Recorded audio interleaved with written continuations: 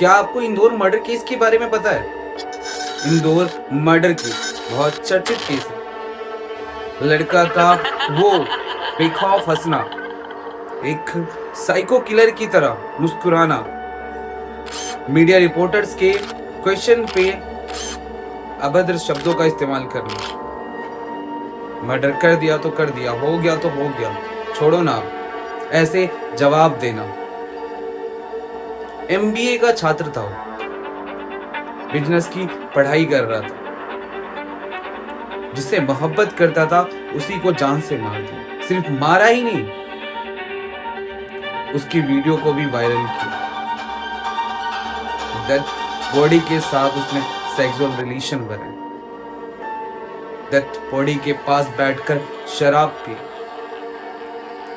कोई नॉर्मल इंसान ऐसा क्राइम कर सकता है क्या?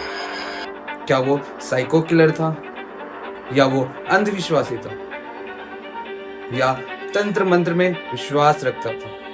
इस केस में पुलिस ने बहुत ही काबिल तारीफ काम किया है। बहुत ही कम समय में पुलिस ने आरोपी को पकड़ लिया।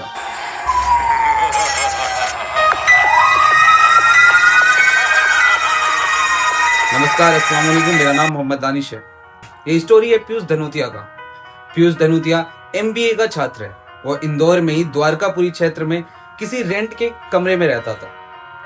पीयूष धनोतिया को एमबीए छात्रा जो गर्ल है उसके फैमिली वाले भी जानते थे। एक दूसरे के घर पे आना जाना लगा रहता था। ये घटना 25 फरवरी 2026 को हुआ। एमबीए छात्र पीयूष धनोतिया अपनी गर्लफ्रेंड को बुलाता है। वो अपने फादर के साथ पीयूष के पास निकल जाती है, लेकिन उसके फादर को यह पता नहीं होता कि वो पीयूष से मिलने जाएगी। वो अपने फादर को एक्सक्यूज देती है कि फादर, मुझे आधार सेंटर जाना है। आधार सेंटर वहां से कुछ ही दूरी पे था, मुझे आधार कार्ड में अपडेट कराना है। फादर मान जाते हैं और वो चली जाती है, और वो पीयूष के साथ पीयूष के कमरे पे चली जाती है। तभी अपनी बहन को, छोटी बहन को वो छात्रा मैसेज करती है कि मुझे आने में लेट हो जाएगा, शाम तक आऊंगी, मैं अभी पीयूष के साथ हूँ। घर वालों को शक नहीं होता, क्योंकि पीयूष को उनके घर वाले भी अच्छी तरीके से जानते हैं। दोनों साथ में टाइम स्पेंड करते हैं। अब रात हो चुकी थी। घर वालों को फिक्र होने लगा था कि अभी तक बेटी घर क्यों नहीं आई। तभी उनके मैसेज पे और व्हाट्सएप ग्रुप पे वीडियो अपलोड होने शुरू हो जाते। कॉलेज वाले परेशान हो जाते कि ये लोग ऐसी हरकत क्यों कर रहे हैं। वो नॉर्मल वीडियो नहीं थी, वो इंटीमेट रिलेशन की वीडियोस थी। कॉलेज वाले फैमिली वालों को कंप्लेंट करते हैं कि आपकी बेटी को पता नहीं क्या हो गया, ये अश्लील वीडियो कॉलेज ग्रुप में शेयर कर रही है। इधर घर वाले बहुत परेशान हो जाते हैं कि अचानक से बेटी को क्या हो गया, ये ऐसी वीडियोस क्यों शेयर कर रही है। द्वारकापुरी में वो लड़का रहता था, उस कमरे से स्मेल आने लगी थी। पुलिस को कंप्लेंट किया जाता है। पुलिस स्पॉट पे पहुंचती है।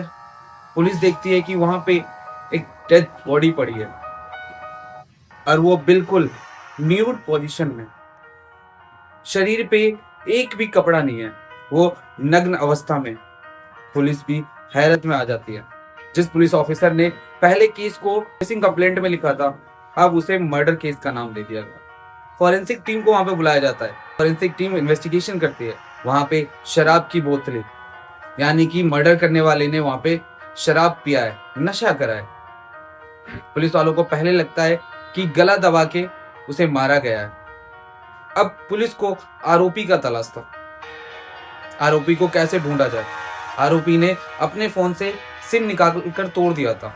अब जो आरोपी है पीयूष धनोतिया, वो इंदौर छोड़कर भाग जाता है और सीधा पहुंचता है महाराष्ट्र में मुंबई। मुंबई में जाकर एक लॉज में रुकता है। कहा जाता है कि वो हर 100 किलोमीटर के बाद अपनी ट्रेनें चेंज कर देता था कि पुलिस को गुमराह किया जाए, लेकिन पुलिस ने बहुत ही समझदारी और सूझबूझ के साथ उसको ट्रैक किया। उसने सिम तोड़ के तो फेंक दिया, लेकिन अपने फोन को चेंज नहीं किया। IMEI नंबर से उसे ट्रैक किया गया। जब उसे मुंबई के एक लॉज से पकड़ा गया और उसे रिमांड में लाएगा तो पुलिस भी परेशान थी। उसकी बातें सुनकर उसने पुलिस को बताया कि मैंने ही अपनी गर्लफ्रेंड को मारा है, मैं उससे शादी करना चाहता था, लेकिन वो शादी करने को मना कर रही थी। मैं गुस्सा हो गया और मैंने अपनी गर्लफ्रेंड को मार दिया। उसके बाद मैं उसकी लाश को घंटों देखता रहा। देखने के बाद मैंने उसके साथ सेक्सुअल रिलेशन बनाया। फिर बाहर गया, मैं बियर की बोतलें लेकर आया, बियर पी, और देन फिर डेथ बॉडी के साथ मैंने रिलेशन बनाया। अब जब मैंने उसे मार दिया तो मुझे उसे बात करनी थी। अब मुझे समझ में नहीं आ रहा था कि मैं इससे बात कैसे करूं। मैं चाहता था कि मेरी गर्लफ्रेंड हमेशा मेरे साथ रहे। तब मैं गूगल पे सर्च करने लगा कि आत्माओं को कैसे बुलाते हैं। वहीं पहुंचने के बाद लॉज में मैंने आत्माओं को बुलाने के लिए वर्क भी करे। वहां पे सामग्री भी मिली जो आत्माओं से कैसे बात करते हैं। मैं चाहता था कि मेरी गर्लफ्रेंड की जो आत्मा है हमेशा मेरे साथ रहे। क्या कोई भी इतना साइको हो सकता है क्या? क्या पीयूष जैसा इंसान समाज के लिए खतरा नहीं है? पीयूष ने सिर्फ मर्डर नहीं किया, एक घिनौने अपराध को अंजाम दिया। पीयूष ने उसे मारा जो उससे मोहब्बत करती थी।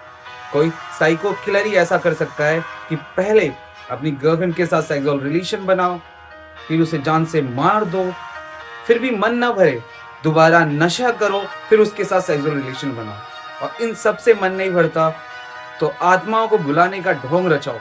आपको ऐसा नहीं लगता कि सेम पैटर्न मेरठ में जो देखने को मिला था नीला ड्रम में, कि जो साहिल था वो अपनी माँ से बात करता था, और वैसे ही ये एमबीए का छात्र अपनी गर्लफ्रेंड को बुलाना चाहता है, कोर्ट को गुमराह करना चाहता है, सिस्टम को गुमराह करना चाहता है। मेरी मानसिक स्थिति ठीक नहीं थी कि मुझे कम से कम सजाओ। आप लोगों का क्या ओपिनियन है इस क्राइम को जो इस पीयूष धनोतिया ने अंजाम दिया है?